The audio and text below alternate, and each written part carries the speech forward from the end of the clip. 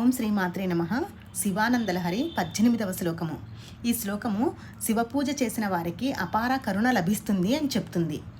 త్వమేకో లోకానాం పరమఫలదో దివ్య పదవీం వహంతః తన్మూలాం పునరపి భజంతే హరిముఖాః కియద్వా దాక్షిణ్యం తవ శివమదాసా చ కియతి కదా వా మద్రక్షాం వహసి కరుణా పూరితదృశా కరుణాపూరితదృశా.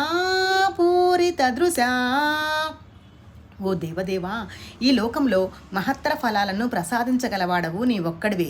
విష్ణువు మున్నగువారు నీ వసంగిన దివ్య పదవులను వహిస్తూ మరలా ఉత్తమ ఫలప్రాప్తికే నిన్నే కొలుస్తున్నారు. నీ కరుణ ఎంతటిదో నా ఆశకు అంతులేదు.